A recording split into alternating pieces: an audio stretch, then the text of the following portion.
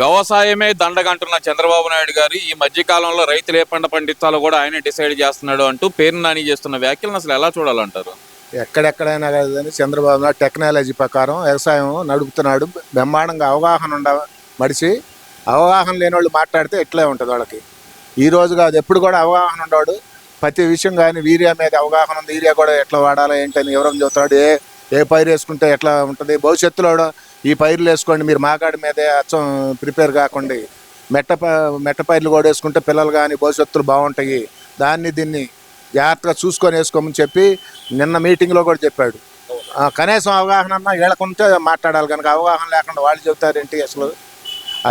చంద్రబాబు నాయుడు గారు చెప్పిందంత అబద్ధం అంటున్నారు కదండి. ఆయన ఏ పంట వేసుకోవాలి, ఆయనకి రైతులంటేనే గిట్టదు అనే మాట అంటున్నాడు కదా. మరి అంబటి రాంబాబు కదా పేరు నాని అంటున్నాడు కదా. వాళ్ళు ఏంటంటే నిక్కర్లలో కానీ వీటిల్లో దోసుకున్న ఇవన్నీ చెబుతుంటే అవన్నీ గిట్టక అవన్నీ మనసులో పడి మందులో డబ్బులు మామూలు బియ్యంలో దోసుకున్నారు, లేకపోతే ఆల్రెడీ దీంట్లో నిక్కర్లో దోసుకున్నారు, రోడ్డుల్లో దోసుకున్నారు, ఆల్రెడీ రైతుల్ని హింసలు పెట్టారు.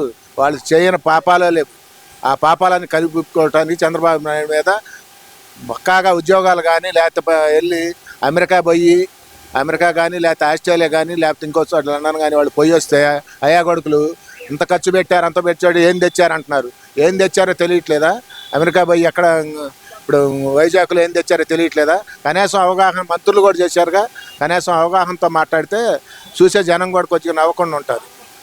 మరి ఎందుకని చంద్రబాబు నాయుడు గారిని రైతుల్లో ఒక ద్రోహిగా చిత్రీకరించే ప్రయత్నం ఏమైనా జరుగుతుంది అనుకోవాలంటారా? ఎందుకంటే పదే అంటున్నారు, మేము ఉన్నప్పుడు మిరగాయలు 25 అమ్మినాయి, అరటికాయలు 25 అమ్మినాయి టన్ను, లేదంటే కనుక ఒట్లు కూడా బ్రహ్మాండంగా రేట్లు అమ్మినాయి, ఇప్పుడు వీటికి మద్దతు ధర లేకుండా పోయింది, ఇదంతా చంద్రబాబు నాయుడు గారు పాదమహిమ అంటున్నారు కదా. మరి దానికి ఏం చెబుతారు? మరి మొన్న చంద్రబాబు నాయుడు కరెక్ట్గా చిత్తూరు అటు పోయి మామిడికాయలు కానీ లేకపోతే ఇవన్నీ కానీ చేస్తే మామిడికాయలు తొక్కిచ్చింది ఎవరో పోయి తెలుసు. కనీసం వాళ్ళకి అవగాహన ఉంటే, రైతుల పట్ల వాళ్ళకి ఏమాత్రం అవగాహన ఉంటే చంద్రబాబు నాయుడు ఏం చేస్తున్నాడు, రైతులకి వాళ్ళ రైతు భరోసా వేస్తున్నాడు, నిక్కచ్చిగా టైం ప్రకారం వేసాడు. పింఛన్ ఇస్తున్నాడు. పింఛన్ కూడా 1వ తారీఖు వస్తే 1వ తారీఖు కనుక ముందు రోజే కనుక ఏదైనా శనివారం అయినా కూడా ఆ రోజే డ్రా చేసి తెల్లారి ఆదివారం అయినా కూడా పనిచేస్తున్నాడు. అంతా స్పష్టంగా చేస్తుంటే ఆ పరిపాలన తట్టుకోలేక కూటమి పరిపాలన బ్రహ్మాండంగా పవన్ కళ్యాణ్ కానీ చంద్రబాబు నాయుడు కానీ లోకేష్ కానీ ఒక ఐక్యతగా మాట్లాడుకొని చేస్తుంటే దాని మీద ఈర్ష్యబుట్టి వాళ్ళవన్నీ ఒకటి చేసిన పాపాలన్నీ బయటికి తీస్తున్నారని, అవన్నీ తట్టుకోలేక ఇవన్నీ మాట్లాడుతున్నారని ప్రజలందరూ చెప్పుకునేది. అది అంటే ప్రజలందరూ మా వైపే ఉన్నారు, ఈ కూటమి ప్రభుత్వం మీద అసహ్యంతో ఉన్నారు అనేది గట్టిగా చెప్తున్నారు. మరి వాళ్ళు అది నిజం కాదంటారా? అసలు సమస్య లేదు. రేపు 11 కూడా కాదు కదా, 5 కూడా రావు. రేపు పంచాయతీ ఎలక్షన్లో కూడా చూసుకోమను. కూటమి ప్రభుత్వానికి పట్టం పక్కాగా ఆడతారు. అభివృద్ధి పక్క ఉండారు జనం, దాంట్లో సత్యం లేదు. అభివృద్ధి పక్కాగా ఉండారు జనం దాంట్లో. రేపు పొద్దున కావాలంటే చూసుకోండి, రేపు పంచాయతీ ఎలక్షన్స్లో ఏ రకంగా ఎవరినైనా పోటీ పెట్టుకోము. ఎలక్షన్గా జరుగుతుంది కనుక రుబాబుగా జరగదు మా గవర్నమెంట్లో. వాళ్ళు కనుక వాళ్ళు ఇష్టం వచ్చినట్టు పారాలు లాక్కోటాలు, ఈ లాక్కోటాలు, అవి చేయటాలు, నామినేషన్ వేసే వాళ్ళ మీద దౌర్జన్యాలు చేయటం అవన్నీ ఉండదు. ఎలక్షన్ మాకు కావాల్సినంత కార్యకర్తలు ఉన్నారు, దమ్ముగా ఎదుర్కొంటాం, చేస్తాం, ఎలక్షనే చేస్తాం, ఎలక్షన్ పక్కాగా గెలుస్తాం. ఎలక్షన్ పక్కాగా గెలుస్తారని మీరు అంటున్నారండి. అసలు ప్రజలందరూ ఇప్పుడు ఎలక్షన్ పెడితే కనుక జగన్మోహన్ రెడ్డిని ఏకగ్రీవంగా ఎన్నుకునే పరిస్థితి ఉందనేది మన రీసెంట్గా జగన్మోహన్ రెడ్డి కూడా అదే మాట అంటున్నారు. ఈ వైసీపీ నాయకులు అయితే పదే అదే మాట అంటున్నారు. దాంట్లో వాస్తవం లేదా? మరి అసలు ఎలాంటి వాస్తవం లేదండి. ఈ రోజు పింఛనీటానికి పోయినా లేకపోతే రోడ్లు వేస్తున్నా ఇంకోటి పోయినా ఓడల్లో పోతే అభివృద్ధి ఎక్కడ ఉంది అంటున్నారు కదండి. అసలు వాళ్ళకి కనపడతలేదా? ఏ ఊళ్ళో ఎన్ని రోడ్లు వేస్తున్నారు, ఏ ఊళ్ళో ఎన్ని డెవలప్మెంట్ చేస్తున్నారు, ఏ ఊళ్ళో బ్రిడ్జీలు కడుతున్నారు, లేకపోతే ఎన్ని శంకుస్థాపనలు రాజధానిలో చేస్తున్నారని. శంకుస్థాపనలు ఎన్ని చేస్తున్నారు రాజధానిలో చూస్తున్నారుగా.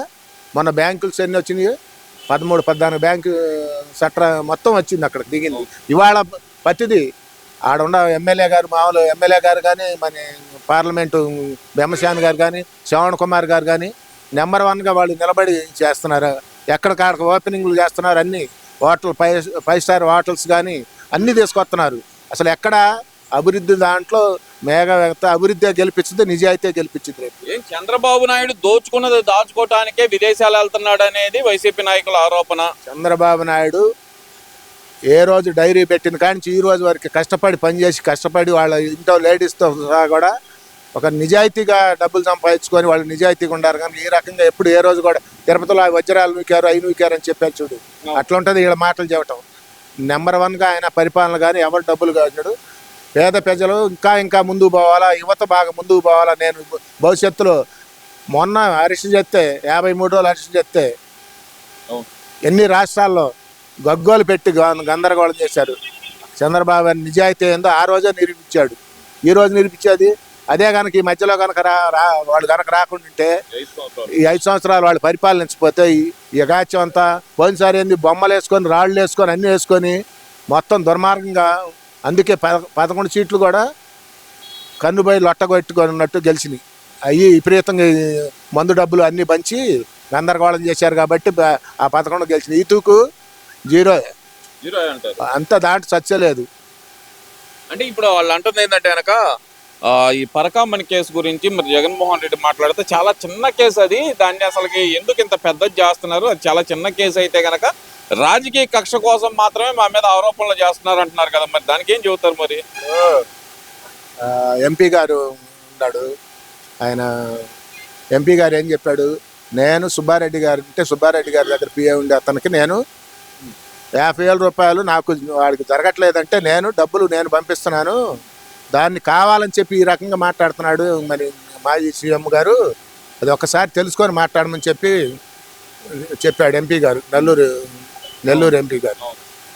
వేమిరెడ్డి గారు ఇది అది ఓకే అండి, అది ఓకే. అసలు పరకామణి కేసు అనేది చాలా చిన్నది కేసు, కొట్టేసిన $9 కదా, దానికి ఏంది ఇంత పెద్ద రాద్ధాంతం చేస్తారు అంటున్నాడు కదా. మరి $8 కాదండి, ఎన్ని డబ్బులు కొట్టేశారో అన్ని తెలుసు, మొత్తానికి అక్కడ తెలుసు, ఏ రకంగా చేశారో తెలుసు, ఈ నెయ్యి కుంభకోణం ఏందో తెలుసు, నెయ్యిలో ఏ రకంగా కమిషన్లు కొట్టి జనానికి కనీసం అంత డెవలప్ అయిన తిరుపతిని ఇవాళ పోయి చూడండి ఏ రకంగా చంద్రబాబు నాయుడు వచ్చిన భోజనాలు కానీ అవి కానీ ఎంత లడ్డు వాతావరణం కానీ లడ్డు పర్సంటేజ్ కానీ ఎంత నెంబర్ 1గా ఉందో. ఆ రోజు చూడండి, ఆ రోజు మొత్తం కల్తీ నెయ్యితో ప్రజలని భక్తులను కూడా అవమానపరిచారు. సరే ఇదంతా ఒక ఎత్తండి, మొన్నటి వరకు కల్తీనేమో లడ్డులోనేమో జంతువులు కొవ్వు కలిసింది అంటున్నారు, ఇప్పుడు చూస్తేనేమో అసలు నెయ్యే కాదు కెమికల్తో అంటున్నారు, రేపు ముందలు చూస్తే అసలు కల్తీ జరగలేదంటారు. ఇదంతా ఏం లేదు మా వైసీపీ నాయకుల మీద దౌర్జన్యం చేయడానికి ఈ కేసు అంతా అని చెప్పి జగన్మోహన్ రెడ్డి చెబుతున్నాడండి. మొన్న నిక్కర్ కేసులో 13-12 మంది మొత్తం భారీగా కుంభకోణం చేసి మొత్తాన్ని జైలు వేస్తే వాళ్ళు కూడా మంచి వాళ్ళు అని చెబుతున్నారు, అమాయకులు అంటున్నారు. ఇది కూడా అంతే, ఇది ఒక డ్రామా క్రియేట్ చేయటం తప్పితే చేసిన తప్పుల్ని సర్దించుకోవడానికి 100 తప్పులు ఎదటోళ్ళ మీద చేయటం, వాళ్ళ బాబాయ్ హత్య చేసిన కాడి నుంచి ప్రతి విషయం అదే టార్గెట్, తప్పులు మనం చేయటం ఎదటోళ్ళ మీద నడతాం. వీళ్ళేమో అభివృద్ధి కావాలని అభివృద్ధి పై పోతున్నాడు. అదివరి కార్యకర్తలని వాళ్ళని చంద్రబాబు నాయుడు వదిలిపెట్టాడు, ఈరోజు కార్యకర్తలని అందరిని కలుపుకొని అభివృద్ధి కార్యకర్తలని సమపాలనలో దేశపోతున్నాడు చంద్రబాబు నాయుడు. వైవి సుబ్బారెడ్డికి చెప్పినా సరే పట్టించుకోలేదు అనేది అప్పుడున్న ఏదైతే ప్రొక్యూర్మెంట్ అంటే ఎవరైతే సేకరిస్తారో ఆ సేకరించే దానికి ఈవోగా ఉన్న వ్యక్తి చెప్తున్న మాట. మరి ఇప్పుడు కూడా ఇదే మాట మీద ఉంటారా జగన్మోహన్ రెడ్డి? అమాయకుడు అని చెబుతారా వైవి సుబ్బారెడ్డి? ఎందుకు చెబుతాడు? అట్లా చెప్పడు, అమాయకుడు అని చెప్పడు. ఆయన చేసింది మొత్తం అక్కడ స్పష్టంగా కనపడుతుంది. తప్పుగానే చెప్పాలా. కరెక్ట్గా ముఖ్యమంత్రి చేసినాడు అయితే ఎవరైతే తప్పు చేస్తే వాళ్ళని ఖండిస్తే పెద్దరికంగా నిలబడదు కనుక తప్పుని మేదేసుకొని అనవసరంగా చేసినవన్నీ కూడా మేము చేయలేదని చెప్తే కోర్టులకు ఎందుకు తెసిపోతారు? అర్ధరాత్రి జైలుకి తెసిపోయి మూసేసి ఆ రోజు మీ గవర్నమెంట్లో ఈరోజు రుజువులతో సాక్ష్యాలతో కూడా ఏ రోజైనా సరే నీకు నోటీస్ ప్రకారం అరెస్ట్ చేస్తున్నారు. ఎవరిని అరెస్ట్ చేసినా కూడా ఎక్కడ జైల్లో పోయినా కూడా ప్రభుత్వ విధానం పరంగా పోతున్నారు కనుక ఎక్కడ అవినీతిగా అక్రమంగా ఎవరి మీద కచ్చిపూర్వకంగా పోవట్లా. అది తెలుసుకోమని ముందు. మరి జగన్మోహన్ రెడ్డి అయితే చాలా క్లియర్గా చెప్తున్నాడండి, ఇదంతా అక్రమ కేసులు, రెడ్ బుక్ రాజ్యాంగం అంటున్నారు. పేరు నాని అయితే కనుక క్లియర్గా చెబుతున్నాడు, దాచుకోవడానికే చంద్రబాబు నాయుడు విదేశీ పర్యటన అంటున్నాడు. ఈ రెండిట్లో వాస్తవం లేదంటారా? మరి వాస్తవం లేకపోతే ఎల్లిని కళ్ళు కనపడతారు. ఇన్ని రకంగా సెంట్రల్ గవర్నమెంట్ ఇన్ని నిధులు వచ్చి కంపెనీలు ఇంతమంది వచ్చి కంపెనీలు కీ కడుతున్నారు. చంద్రబాబు నాయుడు కానీ లోకేష్ గారి పోతే కీ కడుతున్నారు. అవి కళ్ళకు కనపడుతున్నాయి, టీవీలో కనపడుతున్నారా లేకపోతే మనుషులు చెప్పి వీళ్ళు దోచుకుంటున్నారు అంటున్నారు. వైజాగ్లో కంపెనీల మొత్తాన్ని పెట్టి ఇది పెట్టావు, తెల్లారి అంతా చూస్తే ఒక్క కంపెనీ వాడికి నీ దగ్గర నిలబడాలి. నువ్వు కనుక ఏడబెట్టినట్టు చంద్రబాబు కుప్పంలో కనుక సెట్టింగ్ పెట్టినట్టు అయింది కనుక నీ పని నువ్వు ఎక్కడ అభివృద్ధి చేసినట్టు ఎక్కడ కనపడాలి. ఈరోజు అభివృద్ధి కంపెనీలు ఓపెనింగ్లు ఎక్కడికక్కడ ఏ జిల్లాలో ఏం పెట్టాలో ఆలోచించి సిద్ధాంతపరంగా పెడుతున్నారు.